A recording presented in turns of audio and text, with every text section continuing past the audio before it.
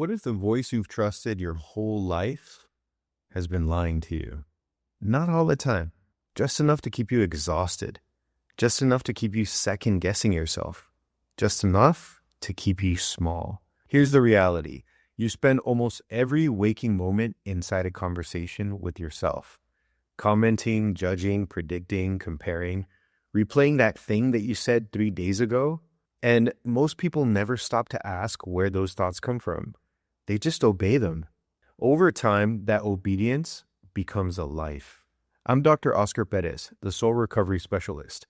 Over the years, I've helped hundreds of visionary entrepreneurs, leaders, and healers confront the predators of the mind, destructive thought forms that quietly drain your energy through anxiety, fear, self-doubt, and constant internal conflict. So today, I'm going to give you 5 signs that the voice in your head isn't actually yours, and why black sheep turned visionaries and entrepreneurs have this particular voice in their head that they mistake for their identity, but actually tears them up inside. So let's get into it. The first thing you need to know is that your authentic voice doesn't constantly attack you. One of the biggest lies that high performers believe is that being brutal with themselves is what creates excellence. It doesn't, or at least not for long.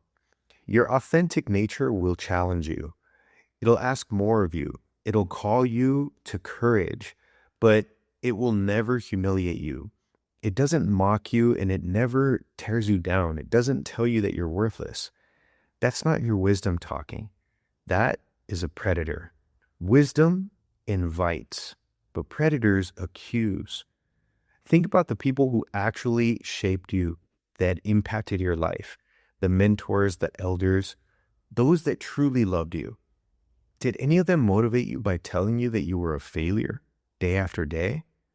So why would your deepest nature speak to you that way? Picture yourself walking through a forest. One voice says quietly, "Come this way." And another one screams, "You're an idiot." Which one sounds like nature to you? Which one sounds like your authentic inner nature? So here's your first assignment. Today, I want you to just notice your thoughts. Does your internal dialogue sound like guidance, or does it sound like abuse? But that raises an important question. If that voice isn't yours, then where did it come from? See, that voice was learned long before it became internalized. Nobody comes into this world believing that they're not enough. That voice, it gets installed in you by family, by culture, by school, by religion, by past relationships and social media. At some point, those outside voices moved in and they started speaking to you in first person. And you forgot that they weren't you, that they were borrowed. But just because you inherited it doesn't make it true. I worked with people who left home 30 years ago, but the voices in their head, those that criticize them, they never left. It's like moving out of your childhood house, but carrying the wallpaper with you inside of your mind and decorating every other place that you live with it. So ask yourself, who spoke to me this way first? And once that voice feels familiar, that's when the predators have their opening. The predators, they want you to mistake them for yourself. The greatest trick that the predators of the mind ever pulled was convincing you that they were you. Because if you believe those are your own thoughts, you'll never question them. You'll defend them. You'll obey them. You'll build an entire life around them. You can't free yourself from a prison that you believe is your home. And this is where this gets so tricky. This is why people will argue for their own limitations. They'll say things like, "I'm just anxious. I'm just an overthinker. I'm just not a confident person." And every time they say that, they're reinforcing what the predators want them to believe. Those aren't identities. They're unconscious agreements that you keep making over and over again. It's like wearing someone else's prescription glasses for 30 years.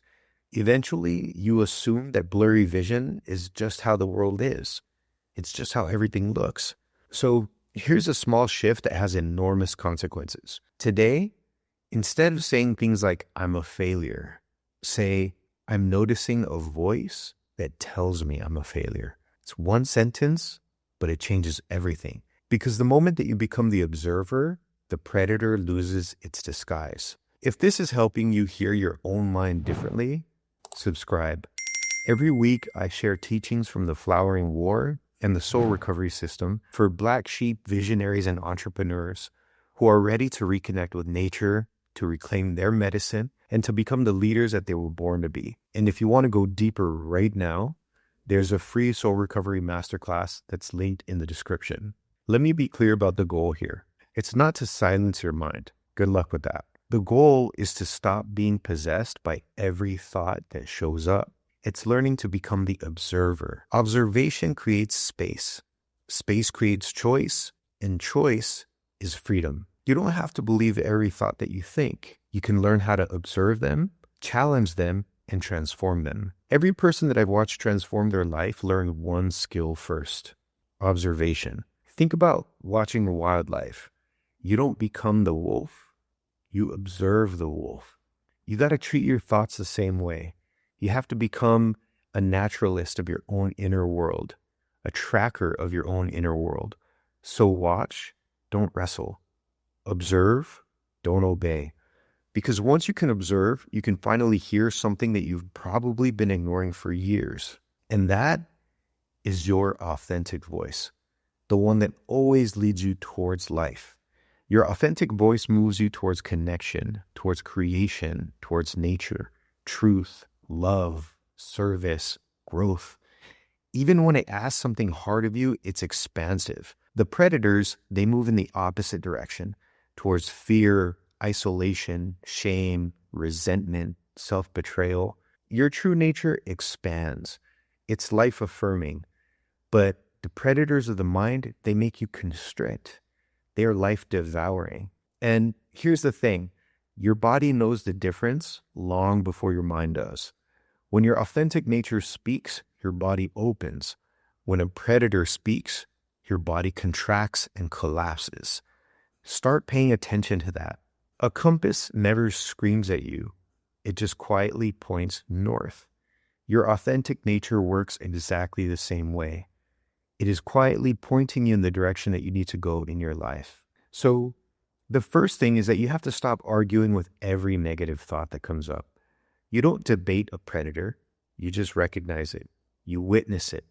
Second, you want to stop putting I am in front of every painful thought. Stop saying things like, I'm anxious, I'm broken, I'm not enough. Say those things enough times and they stop being thoughts and they start becoming your identity. The third thing is that you have to stop treating your internal dialogue like objective truth. Thoughts are events. They're not facts. You want to start asking yourself, who is speaking? Instead of believing every thought, get curious about it. You want to start tracking your internal dialogue the way that a wildlife tracker or a hunter reads the land. Notice the recurring voices. Notice where they show up and notice what feeds them. And start strengthening the voice of your authentic nature by spending time in nature, by moving your body, by expressing gratitude, by journaling and being around people that make you feel expansive and make you want to grow instead of contract. Now, here's a practice that I want you to do tonight. Go somewhere quiet, outside if you can. Leave your phone behind and sit for 5 minutes with your eyes closed and just listen. Then, I want you to take a pen and write down every thought that showed up. Don't judge it or edit it or analyze it. After you do that, I want you to draw 2 columns. One says predator, the other one says authentic nature. Read each thought slowly and ask, does this move me towards life or away from it? Does it create expansion or contraction? Does it invite me or accuse me? Don't worry about getting every answer right. Tonight isn't about changing your thoughts.